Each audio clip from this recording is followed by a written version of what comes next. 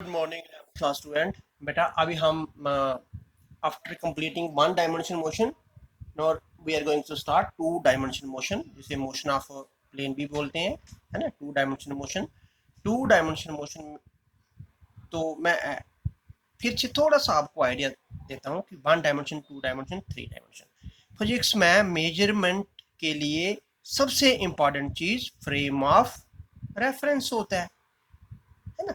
Frame of reference क्या है? ये पोजीशन, लोकेशन, प्लेस है फ्रॉम वेयर मेजरमेंट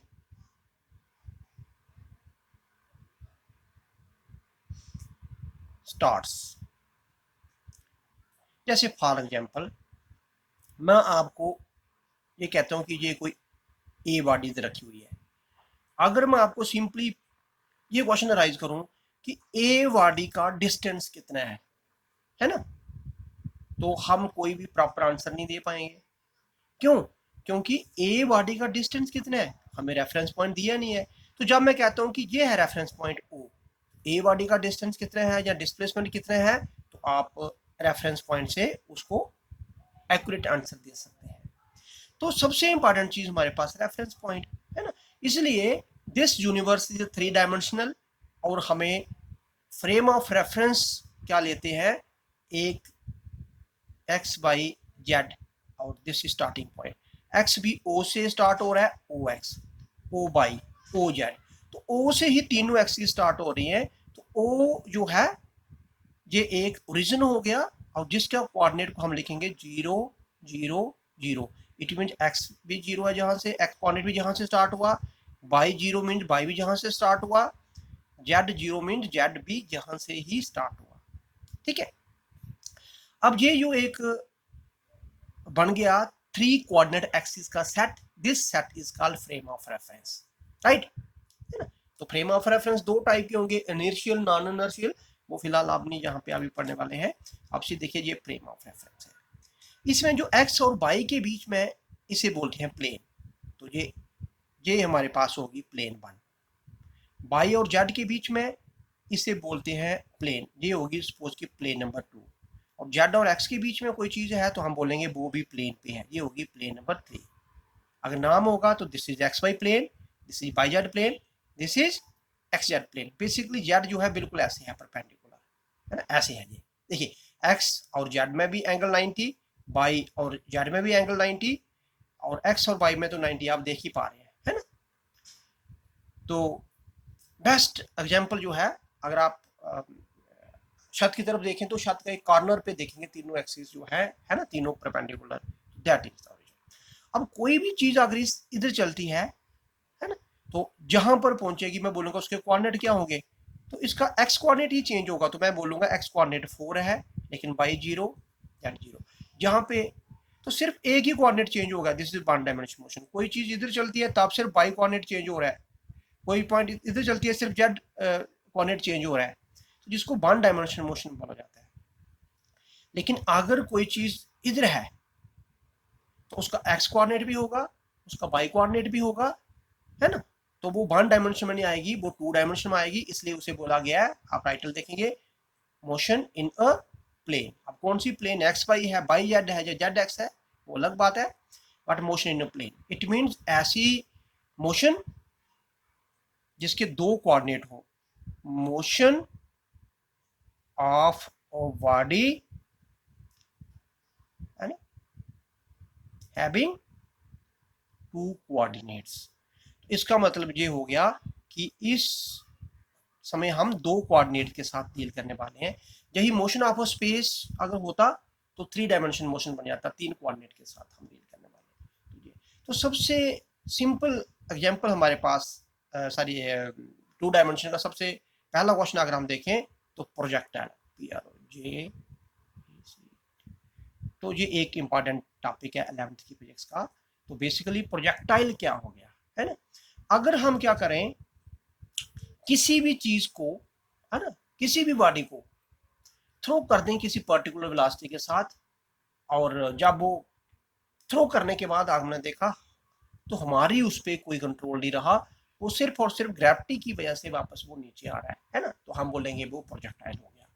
कोई भी चीज जब जिसका कंट्रोल जो है सिर्फ ग्रेविटी के पास हो, है ना, एक ही फोर्स उस पर काम करे ग्रेविटी की, तो हम बोलेंगे वो। तो डेफिनेशन ऐसे लिख सकते हैं, oh body is said to be projectile. एक बॉडी को तभी क्या बोलेंगे, प्रोजेक्टाइल बोलेंगे। कब? इफ इट इज थ्रोन, कहाँ? तो it is thrown with some velocity, किसी वेलोसिटी से थ्रो किया आपने, है ना, कहाँ थ्रो किया? वर्टिकली अपवर्ड, या सिंपली आप वर्ड यूज कर सकते हैं, and then low to comes down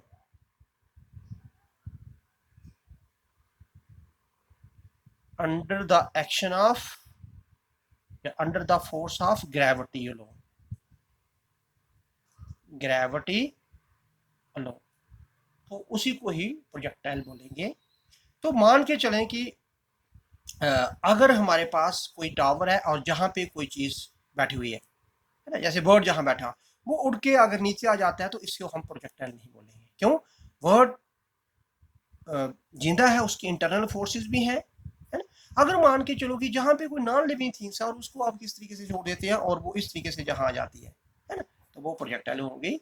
तो प्रोजेक्टाइल की हम कुछ एग्जाम्पल लिख रहे हैं, आपको एटलीस्ट 2-3 एग्जाम्पल्स दिमाग में होने चाहिए। मान के चले कि हम क्या करेंगे, किसी किसी बॉल को एक बिल्डिंग से नीचे ड्रॉप कर दिया, ठीक है, और ball is throne from the top of a building, ठीक है। मान के चलो कि आपके छत पे जो सिंटेक्स है और सिंटेक्स में अगर एक होल है, उस होल से पानी बाहर आ रहा है ना, water is coming out from the side hole of Sintex, या सिंटेक्स की जगह पे सिर्फ बस, है ना। अब देखिए, इमेजिन करिए कि वो उसकी क्या शेप रहेगी, वो भी इसी तरीके से आएगा, ठीक है। An arrow release from O bow, है ना, एक तीर से, तीर कमान को आपने छोड़ दिया, तो आप देखेंगे वो भी कैसे आएगा, वो भी प्रोजेक्टाइल हो गया, है ना। तो a bullet fired from a gun, a bullet fired from the gun, बंदूक से गोली निकलने के बाद, है ना, ग्राउंड पे तो आएगी, सीधी तो नहीं जाएगी, ये भी एक प्रोजेक्टाइल हो गया। और हमारे पास अगर फ्लाइंग एरोप्लेन कोई बम ड्रॉप कर देता है, और bomb dropped from a flying aeroplane, तो ये बहुत सारी एग्जांपल जो है जो क्या करेंगी, टू कोऑर्डिनेट शो करती है जब भी वो मूव कर रहे हैं। टू कोऑर्डिनेट्स मींस कोई भी चीज बिल्कुल वर्टिकली नीचे अगर आए ना, ऐसे बिल्कुल ऐसे, उसी को बोलते हैं सिर्फ एक कोऑर्डिनेट। लेकिन कोई भी चीज हाइट से आती है तो एग्जैक्टली अगर मैं जहां से रिलीज करता हूँ तो बिल्कुल एग्जैक्टली जहां नहीं पहुंचेगी, थोड़ी सी उससे साइड पे ही पहुंचेगी। तो ये एक प्रोजेक्टाइल हो गया। जैसे कोई चीज साइड पे आ रही है तो टी के साथ साथ उसका बाई कोऑर्डिनेट तो चेंज हो ही रहा है, हाइट तो चेंज हो रही है, लेकिन एक्स कोऑर्डिनेट भी चेंज हो रहा है। आप देख सकते हैं, जैसे मैंने डायग्राम बनाई, यहाँ पे होता इतनी नीचे आई, एक्स भी इतना हो गया, है ना, और जहां पे नीचे आई तो इतना नीचे हो गया, लेकिन एक्स भी बढ़ता गया। तो जैसे जैसे आपने क्या किया, किसी चीज को जैसे तो कोई नीचे आ रही है, ये डिस्टेंस, हॉरिजॉन्टल डिस्टेंस भी बढ़ रहा है ना, तो इस टाइप की मोशन। तो अगर कोई बॉडी जहां से रिलीज किया आपने ऐसे, और वो इस पाथ पे ये आई, तो ये जो पाथ बना ना, दिस इज कॉल्ड ट्रेजेक्ट्री है ना। तो ट्रेजेक्ट्री, तो क्वेश्चन आ गया नेक्स्ट कि ट्रेजेक्ट्री क्या है। तो trajectory is the path followed by the body, है ना। और बॉडी इस समय क्या बन चुकी है, प्रोजेक्टाइल। तो हम सिंपली लिख सकते हैं path followed by the projectile is called trajectory. तो अब ये ट्रेजेक्ट्री जो है ना, इस टाइप का जो मोशन है ना, स्टेट तो है ही नहीं, ये इस टाइप के जो है ना, इसे बोलते हैं पैराबोला।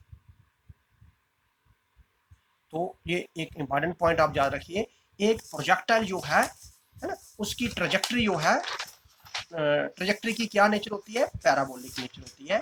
पैराबोलिक पाथ में वो नीचे आता है।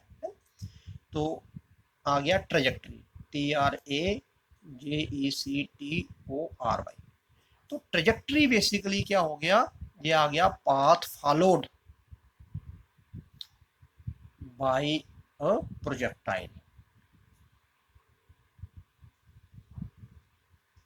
ड्यूरिंग इट्स जर्नी, है ना। कि जब तक वो ग्राउंड में नहीं पहुंचा, और ग्राउंड पे पहुंचने तक जो भी उसने जिस रास्ते से वो आया, जो भी पाथ फॉलो किया, that is called trajectory. And it has parabolic in nature, it has parabolic in nature. तो पैराबोलिक नेचर होती है प्रोजेक्टाइल की, ट्रेजेक्ट्री की। उसके बाद अगर हम बात करें तो टाइप्स, कितने टाइप के प्रोजेक्टाइल होंगे। तो एक टाइप को आप बोलते हैं हॉरिजॉन्टल प्रोजेक्टाइल, और जहाँ पे हम दूसरा टाइप जो है उसे आप एंगुलर प्रोजेक्टाइल बोलेंगे। एंगुलर नहीं बोलना होगा तो ओब्लीक वर्ड ज़्यादातर हम यूज़ करते हैं, ओब्लीक प्रोजेक्टाइल। ठीक है। अब दोनों में डिफरेंस क्या है, तो मान के चलें कि पहले मैं हॉरिजॉन्टल प्रोजेक्टाइल, ये एचपी नहीं है, हॉरिजॉन्टल प्रोजेक्टाइल को अगर हम डिस्कस करना, पेपर में कभी भी आप इस तरीके का शॉर्टकट नहीं लिखें। यहाँ पे हम ध्यान रखेंगे कि वीडियो छोटे कम टाइम में बने और थोड़ा सा ज़्यादा लेक्चर कवर हो। इसलिए जो लेक्चर हमने 1 घंटे में देना है, और यहाँ पे हमने वही लेक्चर जो है एटलीस्ट विद इन 20 मिनट्स में कंप्लीट करना है, तो थोड़ा सा शॉर्टकट और थोड़ा सा कम लफ्ज में हम उसको समझाने की कोशिश करेंगे, आप उसे कैच करिएगा। हॉरिजॉन्टल प्रोजेक्टाइल क्या हो गया, मान के चलो कि आप, ये ग्राउंड है और ये टावर है, और ऑलरेडी ग्राउंड की हाइट पे है कोई बॉडी। अब उसको बिल्कुल इनिशियल वेलोसिटी से, कोई वेलोसिटी से आपने हॉरिजॉन्टली थ्रो कर दिया। अब वो देखो ऐसे तो नहीं जाएगा वो, है ना, वो ऐसे आ जाएगा। तो यहाँ पे आके ग्राउंड पे पड़ गया वो, तो ये हमारे पास होगी उसकी ट्रेजेक्ट्री, है ना। किसी टाइम पे वो जहाँ होगा, कुछ देर के बाद जहाँ होगा, कौन, वो बॉडी जिसका हम क्या नाम दे चुके हैं, प्रोजेक्टाइल दे चुके हैं ये। तो इस टाइप के अगर हम थ्रो करते हैं उसे बोलते हैं हॉरिजॉन्टल प्रोजेक्टाइल। क्या डेफिनेशन बनेगी, projectile is said to be horizontal, है ना, if it is thrown from certain height with certain velocity, है ना। कहाँ से, मैंने अभी बोला from certain height, from certain velocity. तो whenever a body is thrown from the certain height with certain velocity, तो then this type of body, है ना, which is named as projectile, which type of projectile, horizontal projectile। अगर मैं दूसरा बात करूं तो अभी मैंने बोला ओब्लीक प्रोजेक्टाइल, है ना। ओब्लीक प्रोजेक्टाइल क्या हो जाएगा कि मान के चलो कि किसी बॉडी को आपने ग्राउंड से ही थ्रो किया, किसी पर्टिकुलर वेलोसिटी से, कोई एंगल बना के, है ना। ये यू इनिशियल वेलोसिटी को हम जो ही लेते हैं, मान के चलो कि ये, और ये एंगल बना के मैंने थ्रो किया। अब ये बॉडी क्या करेगी, पहले कुछ हाइट गेन करेगी, है ना। हाइट गेन करने के बाद ये वापस ग्राउंड पे आएगी। तो इस टाइप का जो प्रोजेक्टाइल है उसे आप बोलेंगे, ये भी ट्रेजेक्टरी हो गया उसका, है ना, जहां से आपने थ्रो किया था with initial velocity by making some angle with respect to the ground, this is ground. अगर हम इसकी बात करें तो ये ग्राउंड है ना, एक्स एक्सिस के साथ ही एंगल देखा जाता है। तो इस टाइप के प्रोजेक्टाइल को आप बोलेंगे ओब्लीक प्रोजेक्टाइल, है ना। तो क्या बोलेंगे, projectile is said to be an oblique whenever it is thrown vertically upward with some velocity by making an angle theta, by making some angle with respect to the ground, है ना। तो आप देखेंगे इस पॉइंट तक, अगर मैं इसे ओ कहता हूं, अगर इसे ए ले लेता हूं और वापस ग्राउंड पे आ गया, उसे मैं बी ले लेता हूं, तो ओ से ए तक तो हाइट जो है वो बढ़ी रही है ना, और ठीक ए के बाद हाइट जो है वो कम हो रही है। तो मैक्सिमम हाइट कितनी है ये, इससे ज्यादा हमारे पास हाइट कभी भी नहीं आएगी, है ना। तो जब से ओ से ए, अब जहां पे थोड़ा सा अपने दिमाग में रखना, ओ से ए जाते टाइम पे हमारे पास हाइट बढ़ी रही है, और हॉरिजॉन्टल डिस्टेंस की अगर हम बात करें वो भी बढ़ रहा है। तो ओ से ए तक इसी वेलोसिटी के दो कंपोनेंट होंगे, है ना, एक इनिशियल वेलोसिटी यू एक्स, एक वर्टिकल वेलोसिटी में, क्योंकि मैं इसे एक्स बोल देता हूँ, इसे वाई बोलता हूँ, एक इनिशियल वेलोसिटी यू एक्स, एक वर्टिकल वेलोसिटी यू वाई। तो इनिशियल वेलोसिटी तो हर एक टाइम पे आपकी फॉरवर्ड जर्नी में ही रहेगी, और वर्टिकल वेलोसिटी जब तक हाइट गेन हो रही है ना, उसकी वेलोसिटी आप फॉरवर्ड जर्नी में रखना, ऊपर की तरफ ही रखना। इसका मतलब हो गया इधर से इधर तक किसी भी जगह पे, मान के चलो कि इस पॉइंट की मैं बात कर रहा हूँ, तो हॉरिजॉन्टल वेलोसिटी इधर ही रखना, वर्टिकल वेलोसिटी ऊपर की तरफ ही रखना। ठीक ए पॉइंट पर, ए पॉइंट पे है ना, हाइट गेन होना बंद हो गई, तो हम बोलेंगे ए पॉइंट पर एक ही वेलोसिटी है, वो है इनिशियल वेलोसिटी। और ए से बी वापस अगर किसी टाइम पे मैं जहां पे बात करता हूँ, जहां पहुंच गई वो बॉडी जिसको प्रोजेक्टाइल बोला गया, अभी भी हॉरिजॉन्टल वेलोसिटी उसकी फॉरवर्ड डायरेक्शन में रहेगी, लेकिन वर्टिकल वेलोसिटी उसकी डाउनवर्ड डायरेक्शन में कर दिया आपने, ठीक है। तो ओ से ए ये ऐसे आ रहा है। अगर मैं ए से बी की बात करूं, ए से बी, है ना, हम देखेंगे डिसेंडिंग ऑर्डर में है, तो जो इनिशियल वेलोसिटी है अभी भी वो एरो आगे रहेगा, लेकिन वर्टिकल वेलोसिटी एरो डाउन हो जाएगा, ठीक है। तो ये चीज, लेकिन सिर्फ एट ए पॉइंट, है ना, टॉप मोस्ट पॉइंट की हम बात करें, तो वहां पे सिर्फ और सिर्फ इनिशियल वेलोसिटी है, और वर्टिकल वेलोसिटी वहां पे जीरो मानी जाएगी, ठीक है। तो ये ट्रेजेक्टरी के, पूरी ट्रेजेक्टरी के किस किस पाथ पे कौन कौन सी वेलोसिटी है और कितनी कितनी वेलोसिटी है, उसे आपने यहाँ पे बता दिया। एक चीज मैं और थोड़ी सी समझाना चाहूंगा, काम आएगी इसी में ही। अगर ये एक्स है, ये वाई है, आपने बोला कि आपने उसको थ्रो किया विद सम इनिशियल वेलोसिटी, है ना, कुछ एंगल बना के ग्राउंड के साथ। तो मैंने बोला कि जब कोई भी, इस चीज को वापस आप नोट रखें, है ना, कि जब कोई भी वेक्टर क्वांटिटी, ये चीज जरूरी है, वेक्टर क्वांटिटी होनी चाहिए, तो जहां वेलोसिटी है तो वेक्टर क्वांटिटी है। कोई भी वेक्टर क्वांटिटी जब कुछ एंगल बना रही है, तो उस समय उसकी स्प्लिटिंग हो जाएगी, रेजुलेशन हो जाएगा, दो कंपोनेंट में डिवाइड हो जाएगा वो। तो अगर वेलोसिटी की बात हो रही है, दो कंपोनेंट, एक एक्स एक्सिस, एक वाई एक्सिस, है ना। एक्स एक्सिस कंपोनेंट जो है कितना बनता है उस समय, तो आप ये हम इसको प्रूफ भी करेंगे, ड्राइव भी करेंगे, सिर्फ आपने ये याद रखें, एक्स ये है, इस यू की दो कंपोनेंट बन गए, एक कंपोनेंट ये बन गया एक्स, और एक कंपोनेंट इस समय ये बन गया वाई, ठीक है। ये यू एक्स क्या आएगा, क्योंकि यू एक्स इसके साथ एंगल बना रहा है, जिसके साथ एंगल बनेगा ना, तो उसे आप cos थीटा में लेके चले जाना, और यू बाई क्या आएगा, उसे आप साइन थीटा में, ठीक है। तो इसका मतलब होगा जब भी आप यू एक्स लिखेंगे आप बोलेंगे यू cos थीटा, जब भी आप यू वाई बोलेंगे आप बोलेंगे यू साइन थीटा, है ना। तो अगर हमारे पास ये 45 डिग्री पे आपने इसको थ्रो किया, अब 45 डिग्री पे cos 45 की वैल्यू और sin 45 की वैल्यू इक्वल होगी, ठीक है। इसका मतलब हो गया कि इक्वली वेलोसिटी डिवाइड हो रही है।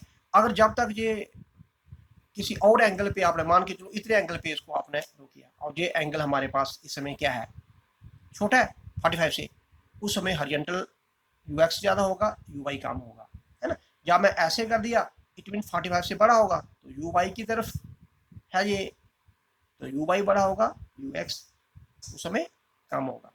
और कोई चीज़ अगर हमने किसी चीज़ को ऐसे थ्रो किया, ये एक्स एक्सिस है, आपने ऐसे ही थ्रो किया ग्राउंड के पैरेलल, उस केस में उसके पास वर्टिकल वेलोसिटी नहीं होगी, और हॉरिजॉन्टल वेलोसिटी होगी कितनी, जितनी वेलोसिटी से आपने थ्रो किया। कैसे, इस समय एंगल माना जाएगा 0, और cos 0 1 होगा, देखो ये इधर cos 0 1, तो यू एक्स यू के बराबर आ जाएगा, और sin 0 0, तो यू बाई। अगर आपने उसको ऐसे थ्रो किया एक बॉडी को, तो इसका मतलब कितना एंगल बना के थ्रो किया, 90। इस केस में उसके पास सिर्फ वर्टिकली वेलोसिटी कितनी है, जिस वेलोसिटी से थ्रो किया था, और हॉरिजॉन्टली वेलोसिटी 0 हो जाएगी, है ना। जिसका मतलब हो गया हॉरिजॉन्टल वेलोसिटी तो 90 एंगल पे आप cos 90 को 0, ux 0 हो जाएगा, और sin 90 मैक्सिमम, तो u बाई यू है वो मैक्सिमम हो जाएगा। इस चीज को आप नोट रख के चलें। तो सिर्फ यहां से देखिए, आप ऐसे भी कह सकते हैं कि 0 डिग्री पे एक ही कंपोनेंट, 90 डिग्री पे एक ही कंपोनेंट, लेकिन जब भी एंगल जो है 0 से बड़ा, है ना, और 90 डिग्री से छोटा, इन दो एंगल को छोड़कर कोई भी एंगल होगा, तो उस हर हाल में उस वेक्टर क्वांटिटी की रेजोल्यूशन होगी, वेक्टर क्वांटिटी का ब्रेकअप होगा, वेक्टर क्वांटिटी की स्प्लिटिंग होगी।